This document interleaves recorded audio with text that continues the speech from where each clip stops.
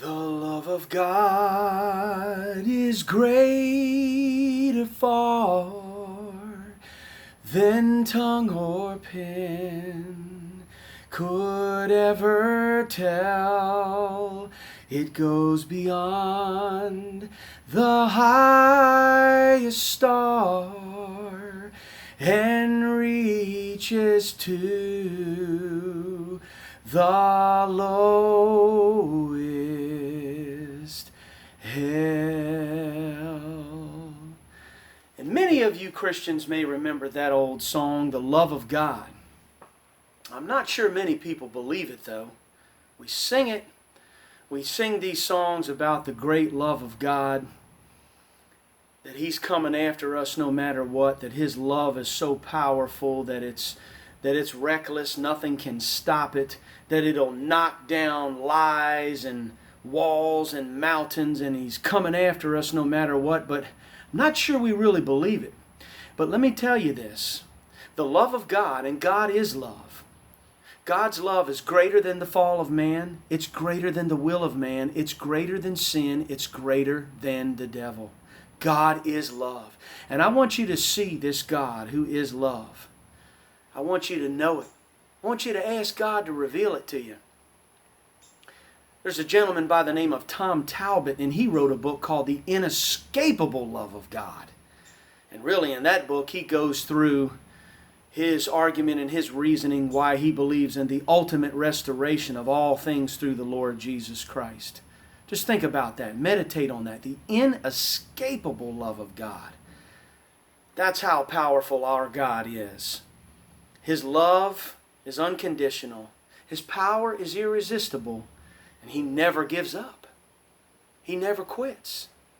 He can't fail. It's impossible. I wanted to read you the love chapter from 1 Corinthians 13 and just meditate on this. This is our God. This is His character and nature. This is who He is. Though I speak with the tongues of men and of angels, but have not love, I have become sounding brass or a clanging cymbal. And though I have the gift of prophecy and understand all mysteries and all knowledge, and though I have all faith so that I could remove mountains, but have not love, I am nothing. And though I bestow all my goods to feed the poor, and though I give my body to be burned, but have not love, it profits me nothing. Love suffers long and is kind. Love does not envy. Love does not parade itself, is not puffed up, does not behave rudely, does not seek its own, is not provoked, thinks no evil, does not rejoice in iniquity, but rejoices in the truth, bears all things, believes all things, hopes all things, endures all things. Love never fails. And you could say God never fails because God is love. God never fails. He's not going to fail one person who has ever lived or will live.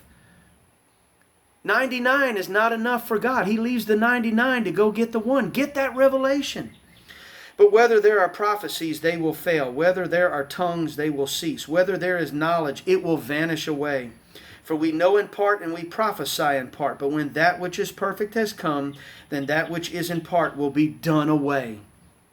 When I was a child, I spoke as a child. I understood as a child. I thought as a child. But when I became a man, I put away childish things. For now we see in a mirror dimly, but then face to face. Now I know in part, but then I shall know just as I also am known. And now abides faith, hope, love, these three. But the greatest of these is love. Love never fails. God never fails. Get that in your spirit. I wanted to read you one other thing on the back end of that. I've went over this before, but it just really goes with the theme of what we're talking about. And this was from William Barclay. William Barclay was a Greek scholar, but he also understood the ultimate restoration of all things through the Lord Jesus Christ. And he believed it and talked about it. And he wanted people to know that this is what he believed.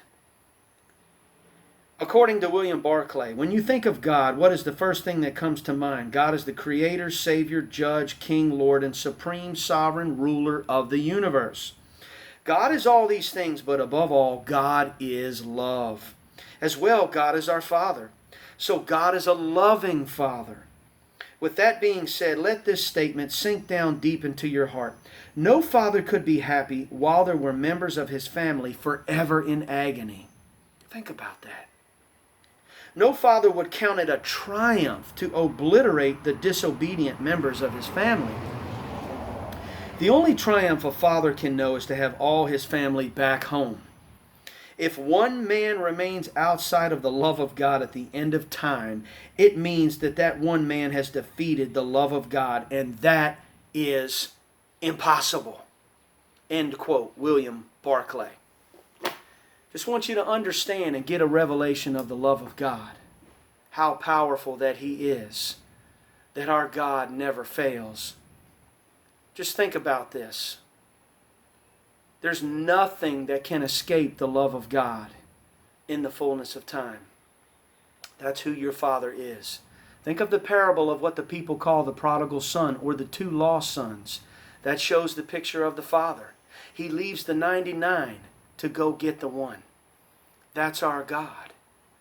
And God is greater than all these things that we see in the Scriptures that must take place. And we get tripped up on thinking that God's going to be defeated in the end and lose most everyone who's ever lived. But God has factored all this into His plan. Wrath, vengeance, destruction, judgment, punishment, fire, hell, the lake of fire, the will of man, the fall of man, the devil. Those are all tools in God's toolbox to bring about a desired end for man. And His latter end is going to be greater than His former. And many people rest their case and their argument on the will of man.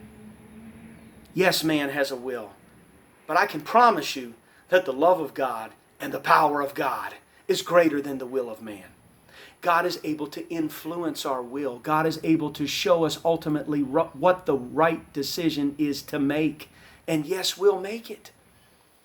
Because God has already put Himself in position to gain the whole human race, because God was in Christ reconciling the world unto Himself.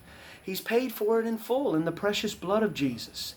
It's His, and He's going to get everything that He paid for. Our God is love.